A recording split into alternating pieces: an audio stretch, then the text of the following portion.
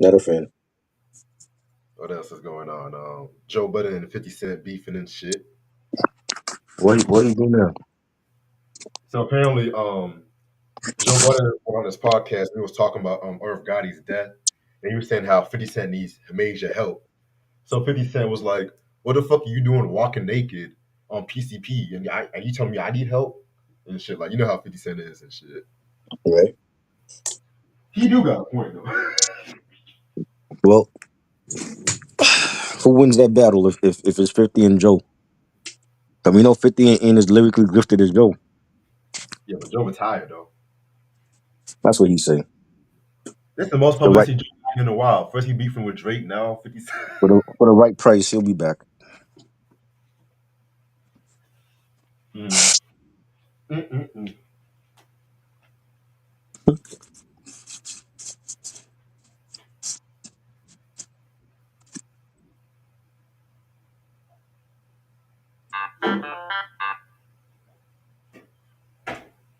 What else is going on? Another plane crash happened and shit. Wow. Not a shocker. And just stay off the planes, man. 'Cause I feel like Trump is doing that.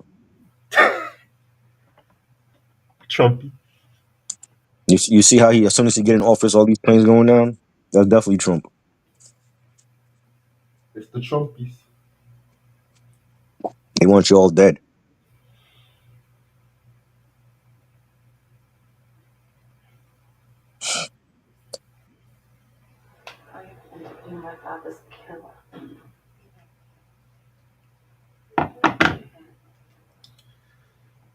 Shit, boy. So it snowed a good amount, but not as much and shit. Mm-mm-mm. I'm tired of this fucking. This is gonna be the last time I see snow this year.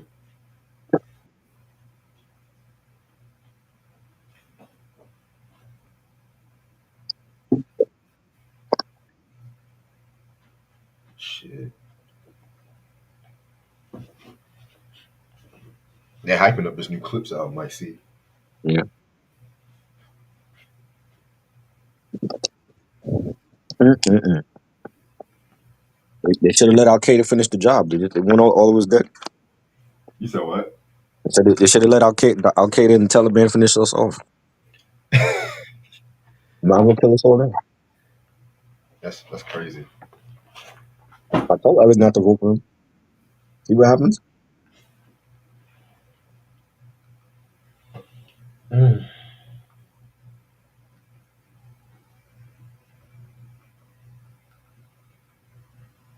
He might have been behind 9/11 too.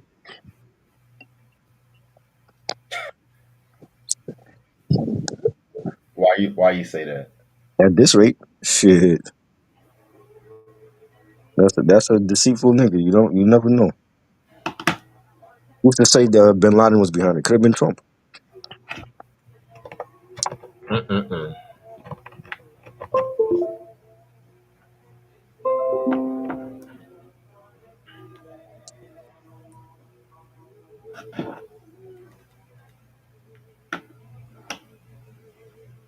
Mm.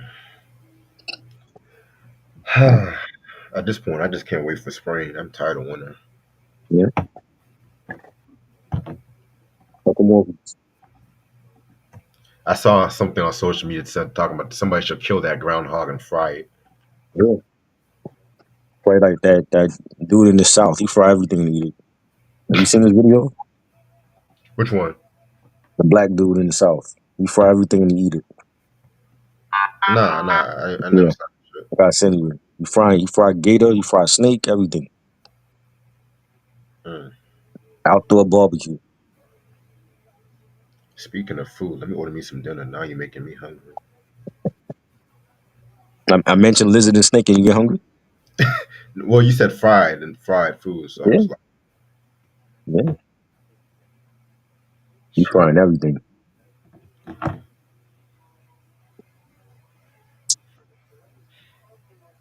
So Will Smith wants Zendaya for Hancock too.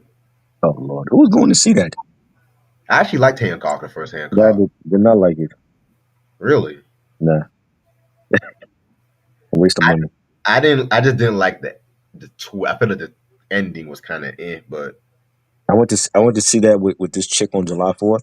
Did not uh, like it, and it was we had thunderstorms and that. I'm like, this was not worth going out in the thunderstorms for.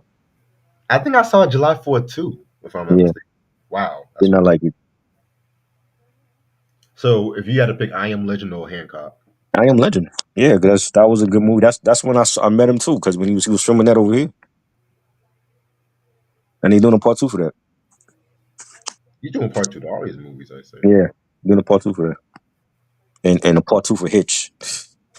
I don't I know never, why. I never liked that movie. Why? Who's asking for these sequels? Will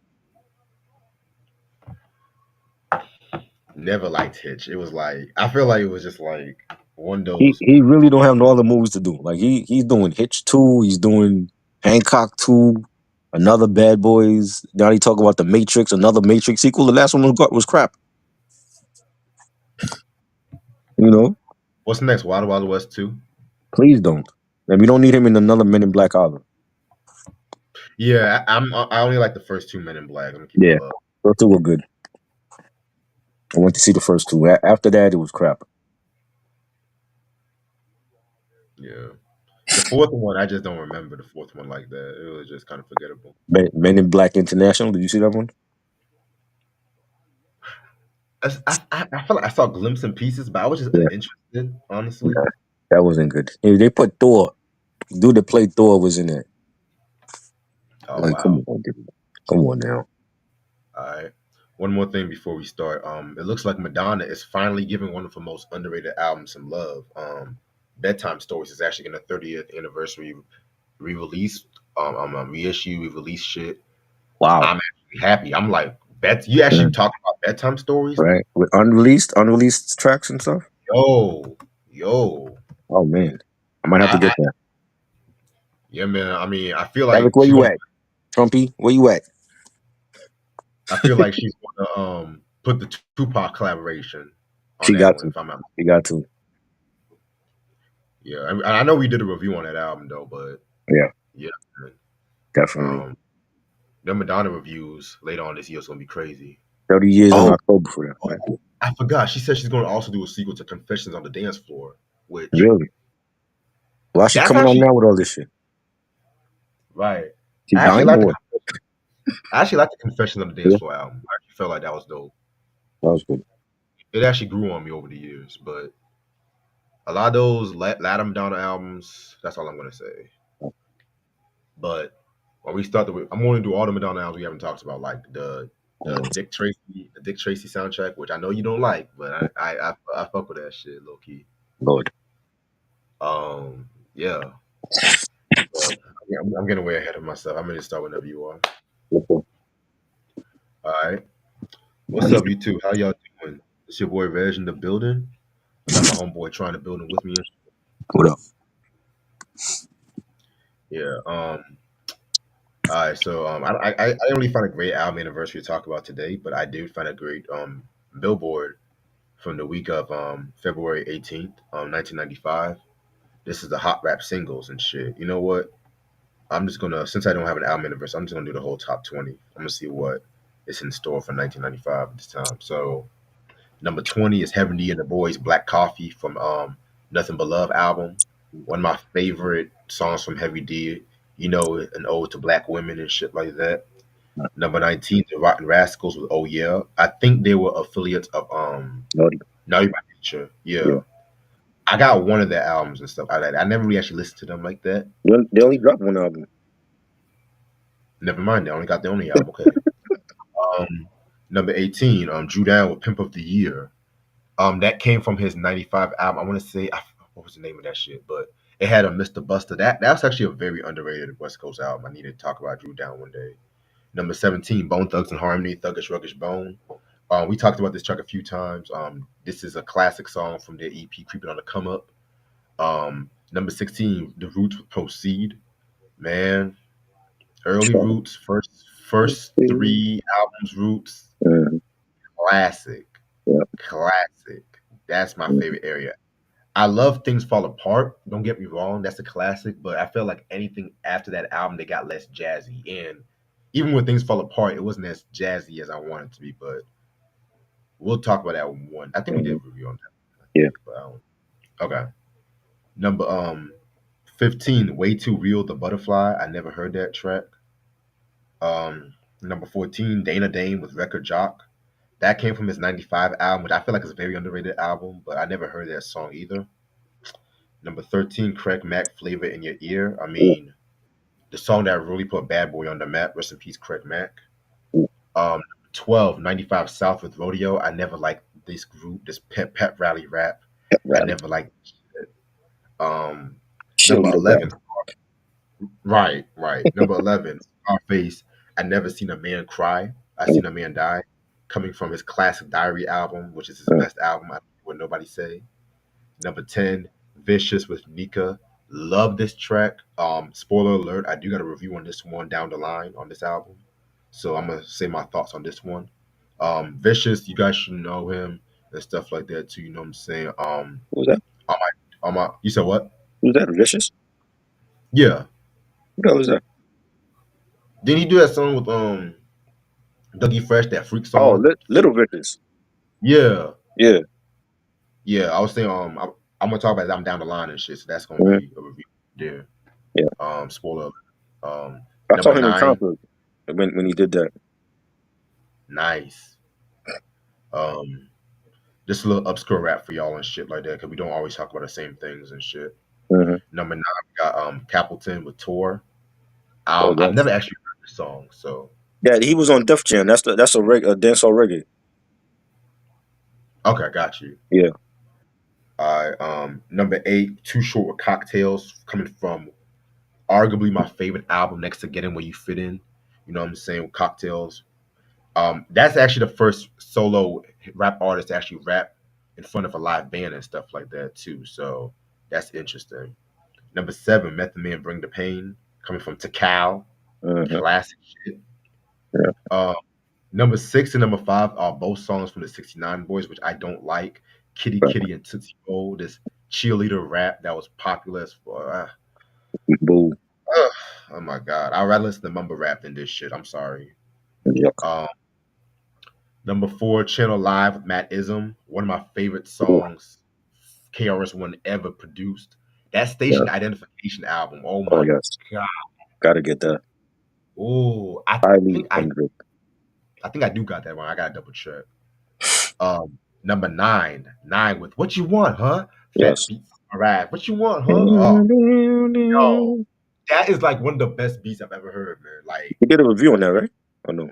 yeah, we did. I think we did a double Yeah. review on both his albums. Uh, So number 2 is Craig Mack again with Get Down. ooh, Love this track.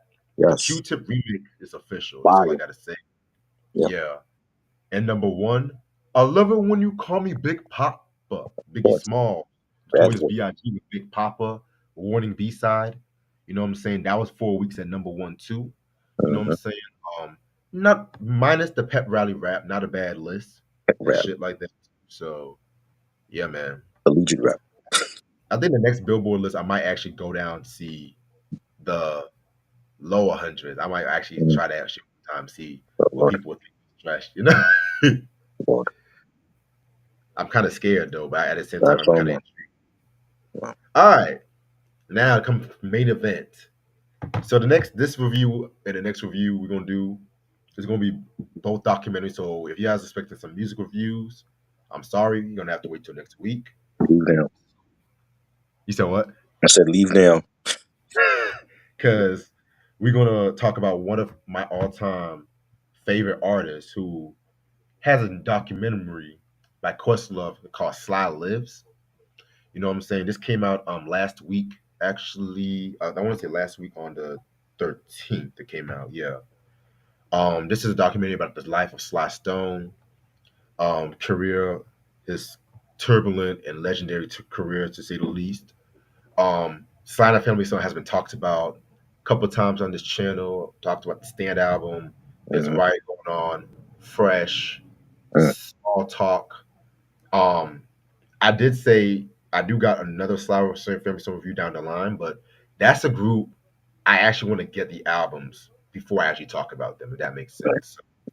That's why there hasn't been that many Sly and the Family Stone reviews, but that's besides the point. All right. So this documentary pretty much has been talked about since like last year, because Questlove is on a journey of doing documentaries Every on black.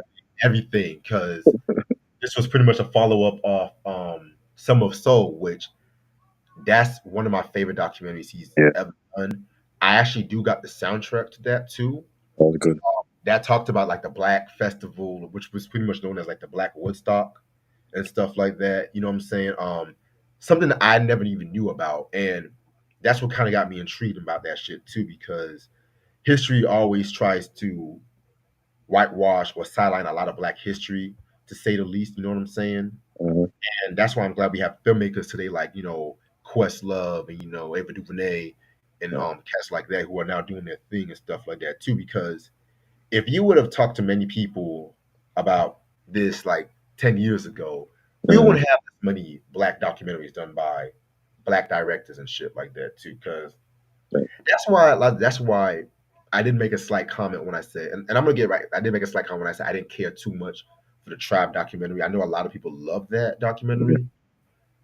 As much as I like Michael Rappaport when he's acting right, I just felt like they focused too much on the beef and stuff like that. And when I watch a music documentary, I like to watch it a mixture of the personal life and how they made certain songs and albums and stuff like that. I'm that kind of nigga. You know what I'm saying? Right. And we have these rock documentaries over the years, like The Doors came out with a documentary, I think that like in the early 2000s that was done by I think narrated by Johnny Depp. Mhm. That is like one of my favorite rock documentaries because they actually went through down the line how they made the music. To me, that's the best representation of the Doors, not the Oliver Stone 1991 movie. Even though I do like keyword, I do like the movie. Mhm. It's not the best representation of the Doors. Even the band said that shit. It's to me that movie was what to rock biopics, what the Temptations movie is to R&B biopics and Right. stuff like that too. You know what I'm saying? Um, Another document. The Rolling Stones, they recently came out with a documentary a couple years ago and stuff like that, where they pretty much talked about each of the members. This was before Charlie Watts died, and it's like when it comes to our people, we have our documentaries and shit like that, like Tupac Resurrection. Mhm. That was good because they actually took Tupac's interviews. They didn't try to like whitewash shit. You know what I'm saying? Right. But then you had some whack documentaries over here, which is too many to count, and Mhm. which brings us to the whole Sly Stone documentary and stuff like that too. Now, if you guys know about the legendary Sly Stone, you guys know he pretty much redefined funk music in the late 60s and the early to mid 70s. He influenced many cats that came after him, from Prince to Rick James. Hell, he influenced Norman Whitfield. If it wasn't for him, the Temptations wouldn't have done like Cloud Nine, Papa Was a Rolling Stone, I Can't Get Next I to was You, a and so on and so rolling on. stone. You know what I'm saying? And then we know as high as he was, he got the wrong people with drugs, and the wrong people got in his ear and stuff like that too. And it's pretty much known as one of the saddest downfalls in rock history, not like in music history and shit. Because Sly and the Family Stone, in my opinion, was the definition on the formation of today's black music. If you ask me, Right. like yes, James Brown created funk and stuff. Yes, Sam, he didn't influence Miles Davis. James Brown created funk, Mhm. but Sly and the Family Stone took it to another level and shit. You know what I'm saying? Like, and the fact that they were groundbreaking because it was a mixture of not just black and white, but male and female and stuff like that too. You know what I'm saying? And Right. what I liked about this documentary was like it got into, of course, his early life, how he got into the music and shit like that too. And then you know we've known how Sly was like a DJ and stuff, and then he has done other things like we recorded like a lot of radio songs back in like the early to mid '60s. But I Mhm. like how it went down in the process. Now he got more into love of that shit. You know what I'm saying? Because I felt like this documentary did what the unsung episode of Sly and the Family Stone didn't. Because first of all, Sly and the Family Stone was not really unsung, but at the same time too, they try to cram in a whole career into 1 hour, and they missed a lot of facts. They didn't even talk about a lot of the members. And then what I liked about this documentary was that you had input from pretty much everybody. Well, not everybody, because of course Cynthia Robinson passed away. Rest in peace to her and stuff like that too. And you got input from all the members about their musical journey, and you got input about how Sly was pretty much groundbreaking, how he liked to always get along with blacks and whites, especially at a time when the civil rights movement was happening, Vietnam War was happening, and stuff like that too. You know what I'm saying? And then of course they got popular, and Crypt Keeper Clive Davis. Everybody try to get in his ear talking about, oh, you should not do this movie. You should change the sound. Why can't you do music like this? He's like, I'm just gonna do music the same way I do, and everything. And I like the fact that they talked about how their first album, A Whole New Thing, which is a very underrated album if you ask me. But at the same time, too, that was like a commercial flop because niggas weren't really ready for that sound. Because you got to remember, the mid '60s, you had the Motowns, the Staxes, the James Browns, and shit like that too. You know what I'm saying? But then when they came out with "Dance to the Music," and then it was like a whole new sound and everything. And then I like the fact that they influenced a lot of variety of people in this documentary. Like you had the George Clinton here, you had Shaka Khan, um, D'Angelo, Mm-hmm. Black Jesus was in there. I was like, Your yo, boy. yeah. I was like, okay. And I always love when D'Angelo really gets in depth with like music, talking about his views on music. Because there was an interview I think somebody had sent me. I want to say it was BJ. Shout Mm-hmm. out to BJ, by the way. He needs to be here for this. You know, he That's wants because I know he loves he wants Sly. his, Like, come on, he man. wants his formal invitation, man. Ah, You know, stop that. Who the fuck are you, the King of England?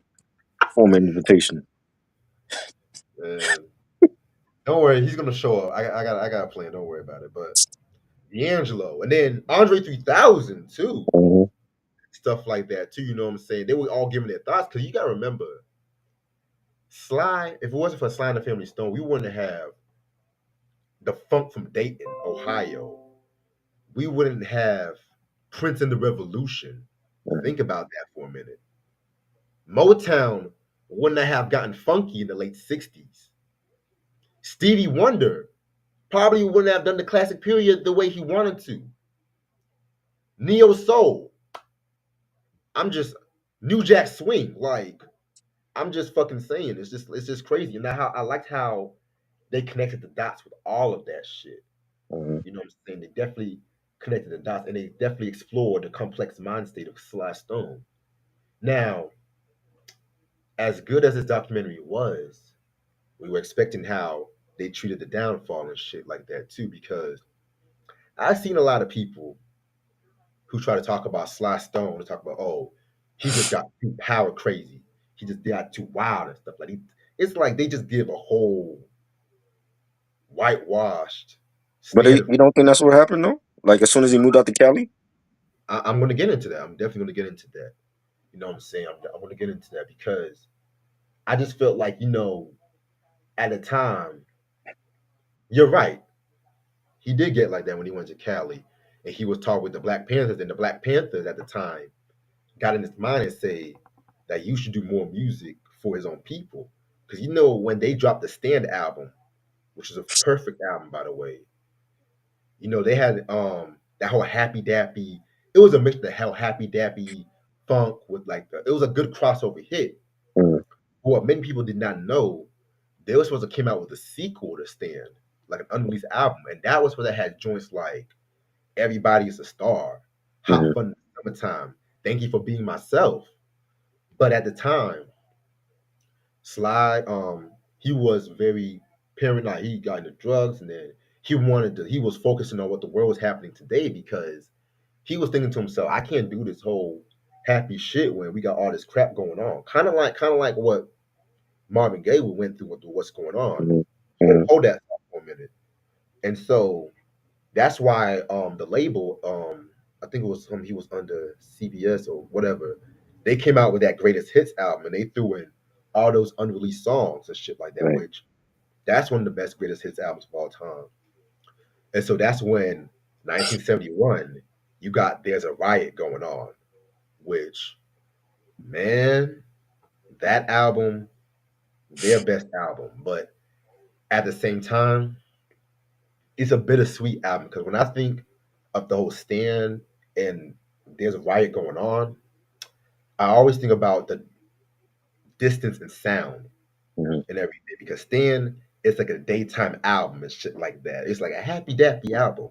mhm. There's a riot going on. You can play the own shit only at night and everything like that too. You know what I'm saying? And one thing that I liked what they mentioned, which a lot of other documents by Sly Stone didn't mention, was the fact that he was the first one to have a hit with a drum machine. You know what I'm Right. saying? Because at that time, he had fired a lot of members, including like Greg Errico and shit like that too. You know what I'm saying? Was that the And white boy that was talking? yeah, He looked like Herb Albert. no shit, he did. You do, dude. You know what I'm saying? He's like one of my all-time favorite drummers of all time, and a lot of his drum breaks has been sampled a lot in hip hop. Cough, Mhm, cough, LL Cool J. That's all I'm gonna say. mhm, And I like the fact that they went deep into the creation of There's a Riot going on. Like, yeah, the regular sound of Sly and the Family Stone was not there, but it was a whole new different sound. And the fact that he actually named it There's a Riot Going On right after as the answer to Marvin Gaye What's Going On is just pure genius and shit like that too. Because I love What's Going On, but people make it out to be like, oh, it's this very moody, dark album. It's a more hopeful album and shit like that too. Because yeah, you have songs like Save the Children, God is Love, all that shit. But Sly and the Family Stone, you had songs like You Caught Me Smiling, that joint. mhm, Um, Thank You for Talking to Me, Africa, which not a lot of people want to talk about this, but that was pretty much the first remix, if you ask me, because he remixed that song, Thank You for Letting Me Be Myself, which right. I got a hot take. I never liked that song. Wow. That's actually the most overrated Sly and the Family I song. hope Sly is watch. Hope Sly and his family is watching this. Hey, I Attack always Reg. like I always like that version better because that bass line, that boom boom boom boom, that Mhm, bass line, and mind you, Sly did that bass line and mhm, shit like that. You know what I'm saying? And all my Dub C and the Mad Circle heads, y'all should know about that song right there. That's all I'm gonna say. And mhm. then you have It's a Family Affair. Oh my, whew. Like it's just the genius of it all. But there's a riot going on and stuff like that. Like some days I like that more than What's Going On by Marvin. Some days I like What's Going On more than Riot. That's two of the Mhm. best excuse me, R&B albums of that year. And then you have the Fresh album, which that's a masterful album right there. Which Sam mentioned Miles Davis. Miles Davis was actually influenced by that album. You know what I'm saying? Wow. But it's crazy too because it's like whenever you talk about I liked how they were careful with talking about the downfall of his music and shit like that too because it was just like what could have. It's always been like that. What could have been Mhm, and everything. And I guess Sly did not want to be controlled. He's always been like a free spirit, and I like how they capture that in the documentary. right. You know, they're talking about the setting at that time too. You know, yeah, man. I mean, I felt like this documentary is a very, very, very well done documentary. You know what I'm saying? Questlove was the right person for this one. You know what I'm saying? Because they actually done everything right. They talked about the albums. They actually got shit from like rare interviews, Right. which I definitely loved and stuff like that. You know what I'm saying? Yeah, five mics. This was this is definitely the shit right here. I I talk love. Yeah. I Go ahead. talk too much. Let you go. That's what I say. I love. I mean, this documentary had like an assorted, cast of artists. From Jimmy Jam and Terry Lewis and George Clinton, D'Angelo, Larry Graham, Andre 3000, Vernon Reed from Living Color, and Q-Tip. You had Dream Hampton who used to write for the Source, and Yes, they were just telling their own as an artist, telling their own experiences of what Sly meant to them, and how he influenced their music, and when they talked about how he helped the Great Society, with their record, and he played all the instruments, and he had Larry Graham, his introduction to Sly and how he joined the band later, and he was a drummer, and then he switched to playing the guitar, and just the way that he was playing the guitar with the bass, and how he was like tapping on the guitar because he was so used to drumming, and people copied that style when they were playing the bass guitar, and you know when they were out, people were confused. Well, were they a rock group or they R&B? And it was like a mixture of both. Like they were both rock and R&B, psychedelic. And Niles Rodgers from Chic, he was a part of it. He was talking about how Sly had an uncanny way of making every part of the of a song hooky. And they talked about when Sly took the band, to see 2001: Space Odyssey, and they were high on shrooms in the theater. Yeah. I thought that was funny, and there's a part where they talked about in the '60s when all the cops was going at black people in the streets and rioting, and their tour bus in Detroit, they were stopped by cops, and the band members put all the band members up against a store, and had the girls in the Jeep. And this is when, like, MLK, rest in peace, when he got killed, and JFK, when he got killed, all this war in America was going on. You know what I mean? And I love the fact that they touched on that. I mean, a lot of the great R&B and soul music came from those times. Exactly. You know what I'm saying? And that, I think that's what's missing now in R&B. We don't have, and it's a shame because there's a lot of stuff going on right now in this country that these R&B artists could be singing about, and they choose not to. You know what I'm saying? Everything can't be about pulling down a girl's panties and fucking her. You know what I mean? And I heard, I forgot who it was that said that. Somebody was talking about that recently, that the soul is missing from R&B. And I thought that was good, and just having so much vintage interviews and performances, and like they had like old flyers and posters from when the band was on tour and they were playing at different venues. That was good to see.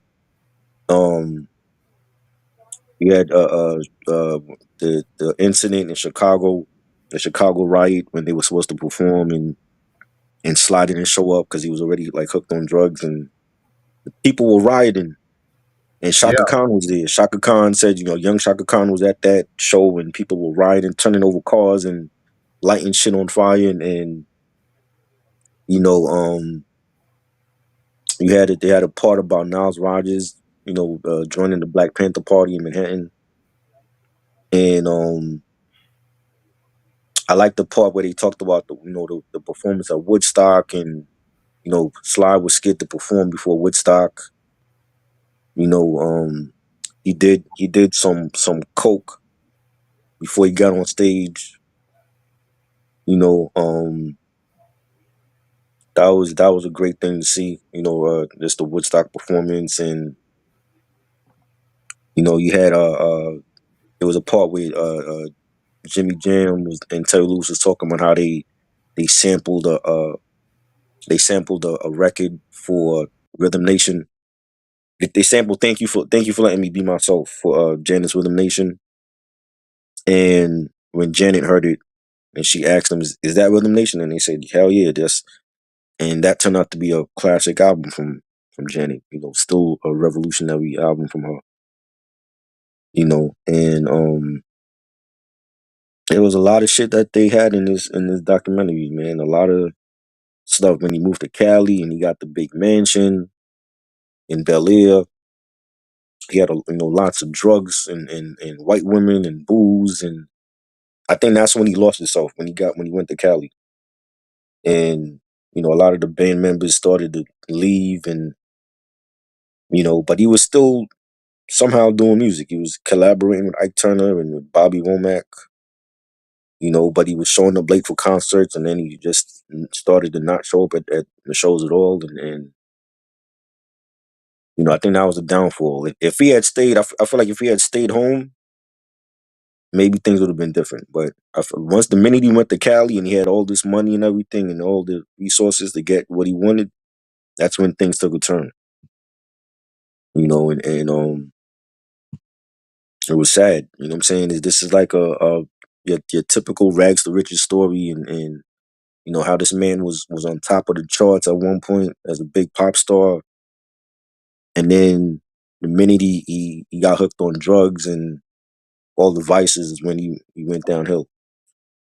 You know what I mean? And he was hooked on PCP, Angel Dust. You know, they said he took like 2.5 years for the right album to come out because of all the things that was going on. I like the way that they mentioned how he used the drum machine, to work on Family Affair, and that's a classic. So many artists have sampled that. I love the fact that they mentioned, hip hop. Like when hip hop came in, you had people like the Jungle Brothers and LL Cool J, sampled his music, and they had classic records because of Sly. You know, um, D'Angelo compared Marvin's, What's Going On to There's a Riot, and it was like, Riot was more gritty and raw, and What's Going On was more beautiful, was more melodic. You know, um, you had Andre 3000 in this. He was, saying, the America that black people live in is totally different than how white people view it. Our black America is different. And when Riot came out, a lot of the critics, they were calling him an uppity house nigga, and a lot of people, a lot of critics were shitting on that album. You know what I mean? And but that is considered like maybe his best album ever.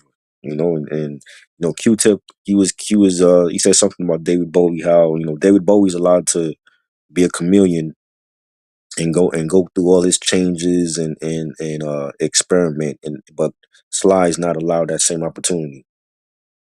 And I think that's definitely resonated with what he was saying, and they talked about the downfall and how his music wasn't reaching people anymore.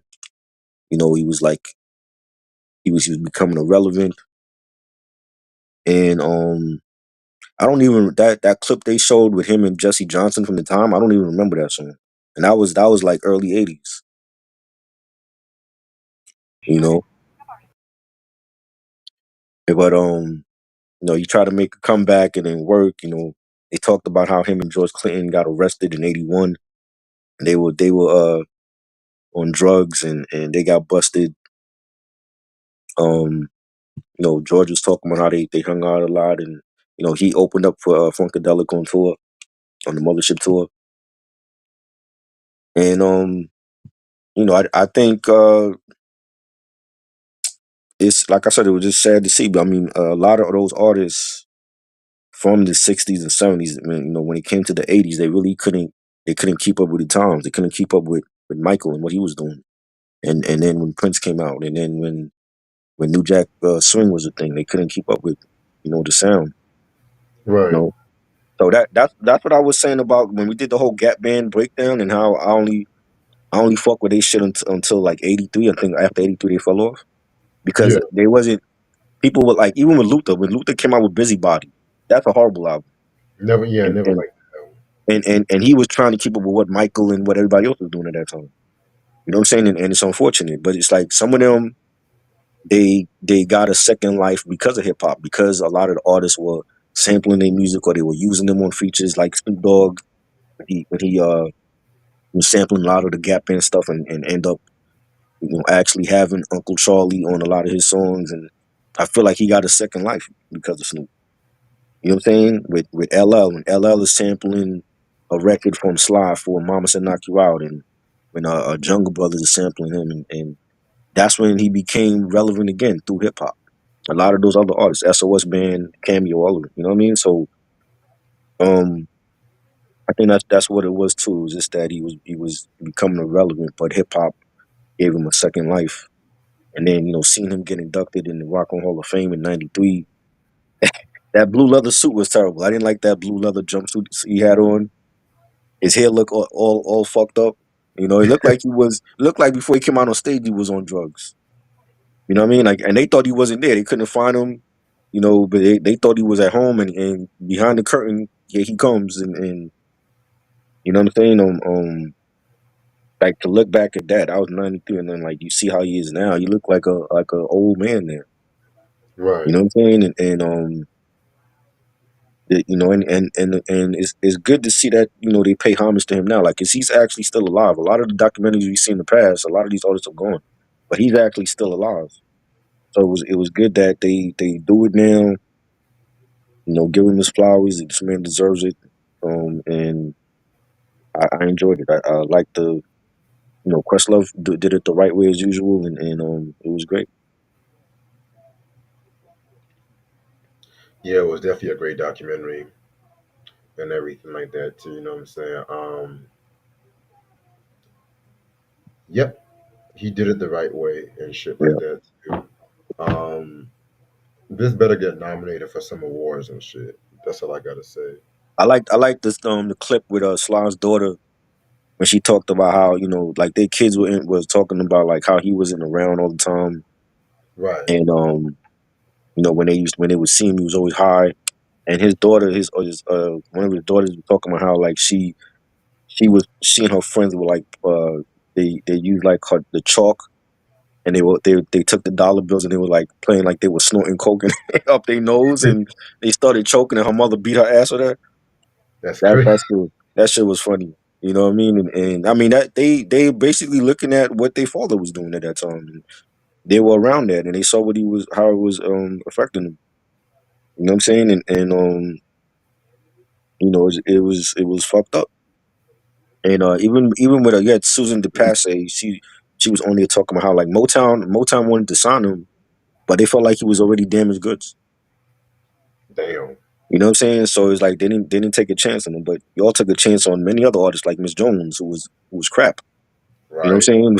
I don't make that make sense. Bruce Willis.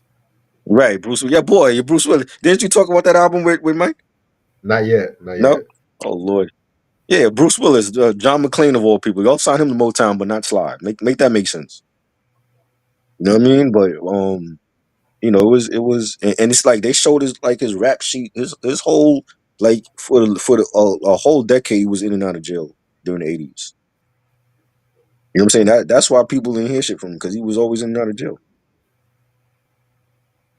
And it was fucked up, but I'm glad that he's still alive and he's able to see this. Hopefully, he saw the documentary, and that's how you pay homage to a legend.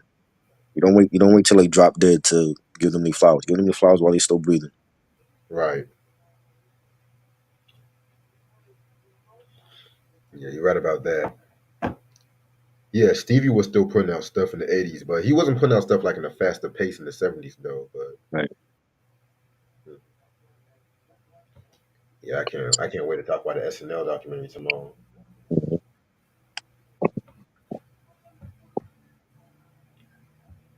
She said, "Why can't R&B singers be doing these things these days?" That's a good question. 'Cause it's not popular. These kids don't want to hear about revolution. They want to hear about getting it in. They want to hear about smashing. And Right. they're not even singing about that the right way. You know.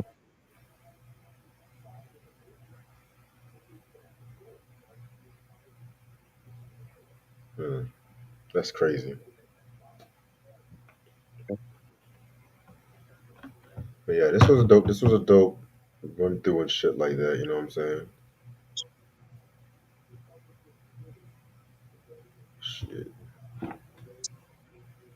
You can't wait for the Clips album to come out. It's entitled "Let God Sort Them Out." Yeah, everyone can't wait for that shit.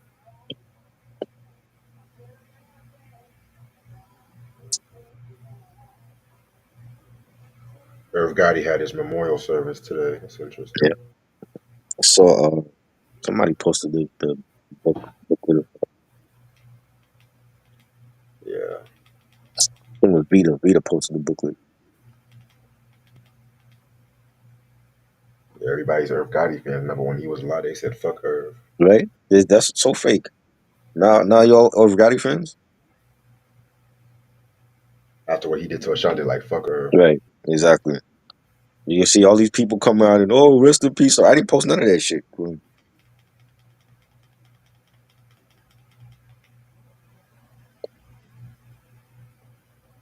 Mm-mm-mm. That's life, boys. Well, All right, I'm gonna stay on for a couple more minutes. Um, there's a slot. Smith and Wesson album coming out this Friday and shit. The can't long wait to awaited. hear it. Definitely. Hopefully it's just as good as the old. And you said Pete Rock's doing the production to this one. Nah, it's Ninth Wonder in Crisis. Got you. Okay. Like the last one, they did the last one. Yeah, that should be good. Yep.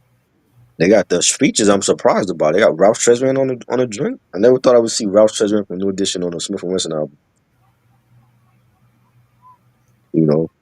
Okay, I'm at off topic. I'm gonna need Smokey Robinson to stop this sexy dance and shit that he be doing. Who's that? I'm gonna see if I can send it to you. Mm. But Smokey Robinson's doing that dance he be doing and shit like that. Wow. Like, nigga, you 85 years old and shit. Come on. Mm, I swear to God. But yeah, today says happy birthday, Smokey Robinson and shit. Mm-hmm. My day's been actually pretty good, Q. It's been pretty good. I can't complain and shit like When that. we getting a documentary for him, For who? Smokey. That's a good question. Because every time we talk about Smokey, it's always connected to Motown. I want like a Mm-hmm. soul Smokey documentary. Right. There's so many artists that need a documentary while they still out, like Mm-hmm. Patti LaBelle. Right. Um, I know some documentaries have been done in the past, but you gotta remember some documentaries like have been done just to promote an album and shit like that too, you know. But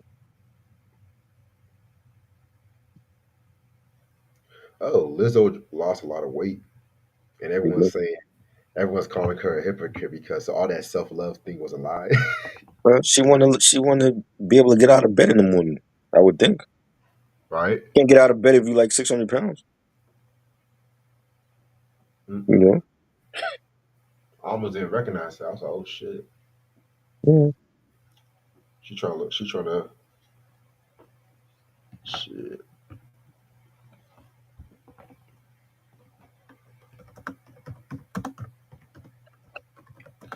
But yeah, man. I mean, it is what it is, man. Yeah. That's why she's been quiet lately. Yeah. Planning on come back. So Rolling Stone dropped a top R&B songs of the 21st century list and shit. Why do they keep doing this to themselves? They keep embarrassing themselves. Why? I don't understand. I mean, I know you have to go at 8 o'clock and shit, but Why? did you want? Why? I'm not in no rush, but I don't understand why they keep doing this to themselves because nobody reads Rolling Stone no more. They're not. They were never for this culture. So why they keep doing these lists? Like people care. I just like the fact that they caught the black. That's what I like. Because they would have Terrible. not done this shit like 10 years ago. Terrible. Shit. Let me see what. Let me see what time it is. 7:18. What's What's you's second favorite Tribe Called Quest album? Mm. Midnight Marauders. My favorite's always been Low End Theory. Yep. Thing. Q, so what was the worst documentary you ever saw that could have been a lot better besides the? Oh, there's so many.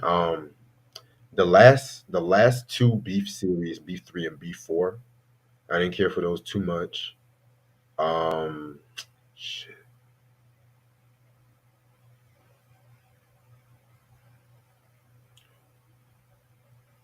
This might be controversial. I didn't like that recent thriller documentary that came out. You didn't like that? I feel like it could have been a lot better. Well, what else you wanted them to talk about? Like more of like the thought process and that on the songs. And I feel like they were just talking about like the impact. It was more like the impact, but I just want more of like the creation of the songs. They probably You don't know, have that footage. That could be it too. but his estate has fake singers that can pretend to be They Michael got a whole Bach. bunch of shit. We're still waiting for a thriller on 4K. When they gonna release that? With the making of, please. What other documentaries? So many, so many. But yeah, there's so many worse bad documents I've seen and shit like that too. Yeah, and it's not that I don't like the Tribe documentary. Like it was good in its own right, but I just felt like I wanted more focus on music and shit. You know. They didn't talk about the 900 songs that he did allegedly. I still don't believe that. Mm.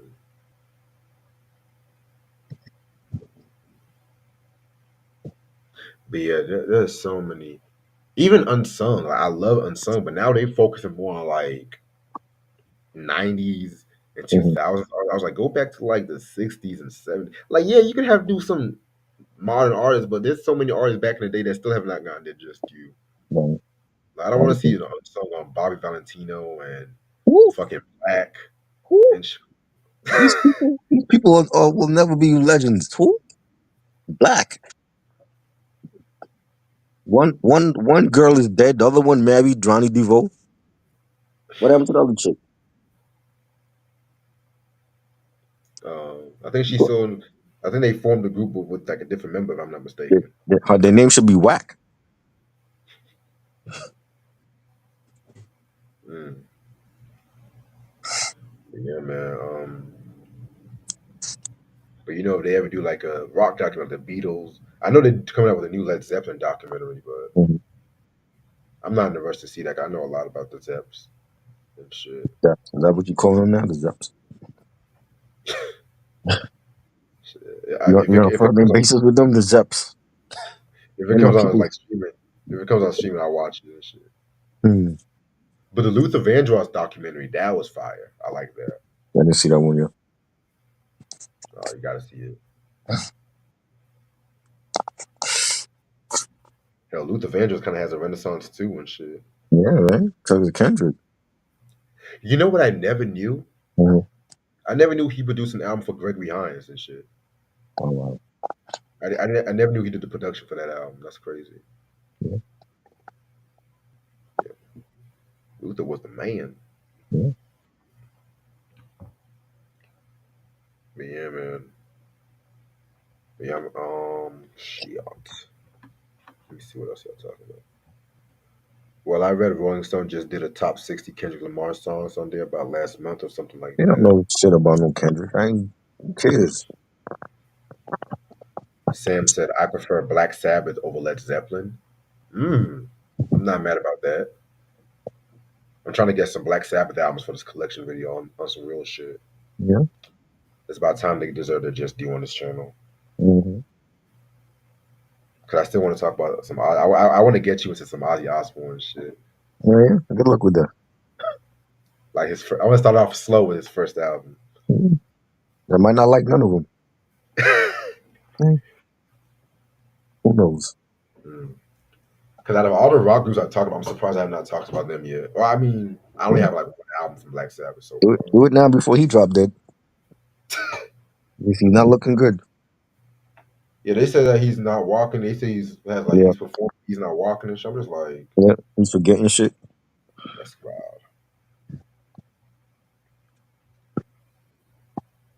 Meanwhile, the Rolling Stones, like 80 something years old, they still kicking ass and shit. They're still rolling like a stone. Hell, Mick Jagger was the SNL documentary and shit like that. I'm just like that. Yeah. Mhm. Mhm. And motherfucker was saying, "Oh, they're not gonna make it past such and such." I was like, "Damn, they 80 years old and shit." Yeah, they already made it. Mm-hmm.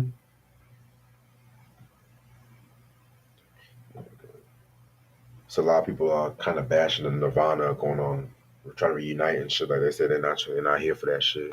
Me neither. It's not the same. Not the same. Let it die already. Who wants to see the Jackson 5 without Michael? It's not the same. You know, it's crazy because they're actually going on a reunion tour. With I think it's like Uh, Jackie, oh God. Marlon, Sore thumb. Jackie Marlon, and I think I know man. Yeah, because Jermaine don't do it no more. Tito I don't died and blame shit. him.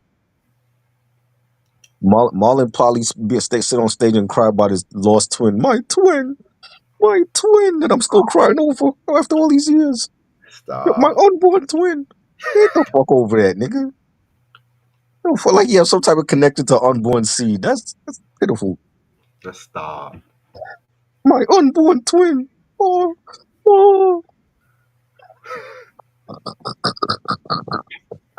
Did you see when they had the street what the street name? They went to like their old house. I saw that video Yeah, on YouTube. yeah. They were doing something it's like a fan a tourist attraction now. Mm-hmm. And he's at the press conference and he's crying about his your unborn twin that you never fucking knew. My unborn twin. Oh my god, I'm still distraught over that. Like, get the fuck over it, Marlon. This is why none of these niggas were on Michael's level. You had one hit song that really Michael gave to you, which was "Body." That was really Michael's song that he gave to you from that terrible Victory album. He crying about his fucking twin.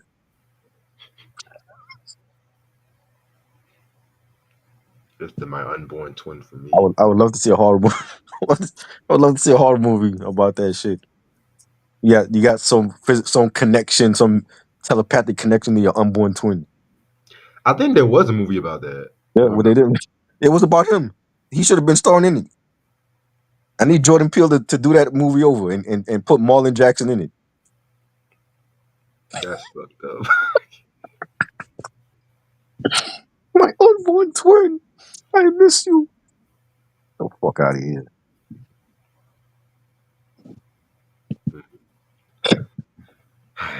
I'm trying to figure out what I'm gonna eat for dinner. I'm trying to figure out what restaurants are open and shit. I ain't trying to be starving. But yeah, man, that's funny as hell. But yeah, all these bands trying to reunite and shit. It ain't the same. Leave it alone. Like Dave Grohl don't need the money. He He got kind Foo of do. Fighters. He kind of do with the shit he's going through right now. He don't need the money. And now the dude the guitar dude Chris. He don't need the money. So what's the point of them? The daughter don't need the money. Mm. So what? Why are they doing it again? For what? So you're gonna pay money to hear Nirvana songs sung by Kurt's daughter? It's not the same. I would never see T-Bars and Chili in this era. I saw them with Left Eye in '95. I don't need to see them now. I'm good. Can't recreate the past.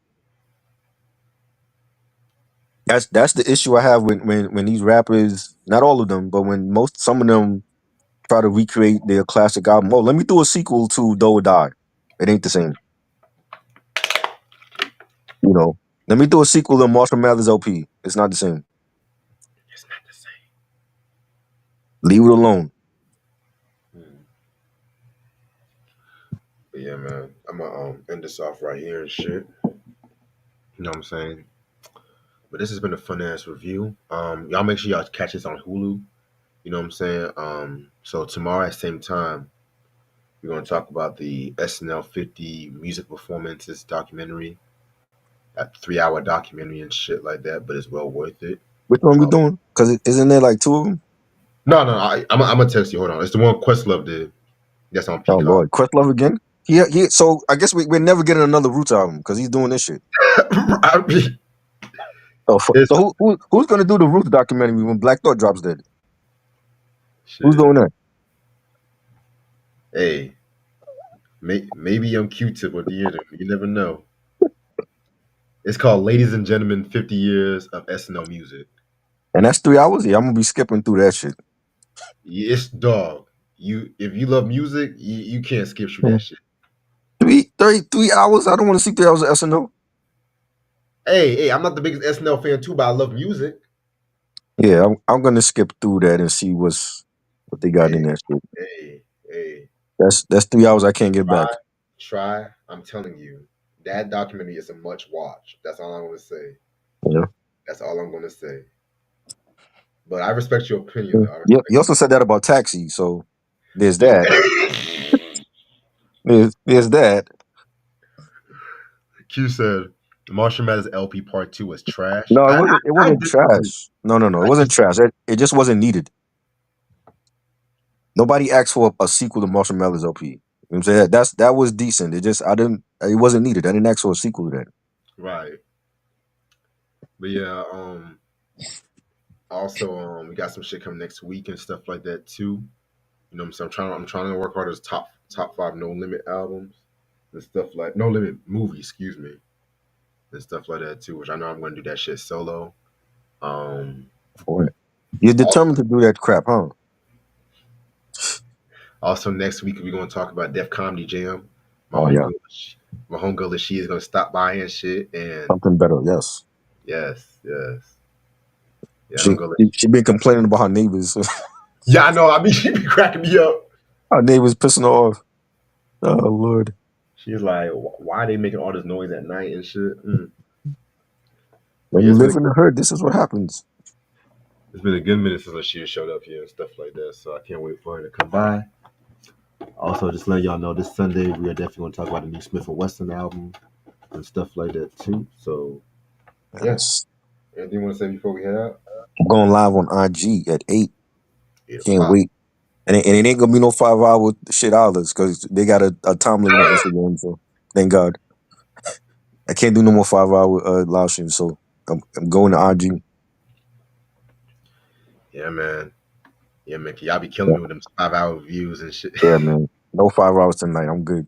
It's gonna be an hour, and I'm dropping the vinyl video on the weekend.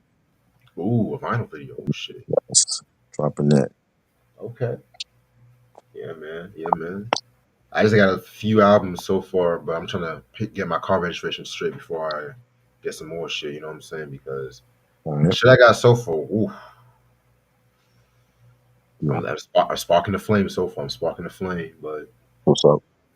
yeah. Other than that, this has been a dope review. Y'all make sure y'all stream this Still Lives on Hulu. Catch us tomorrow when we talk about, ladies and gentlemen, 50 years of SNL music. You know what I'm All saying? right. You said what? No doubt. I appreciate this show. I'll talk to you later. Yeah. Bye. Peace.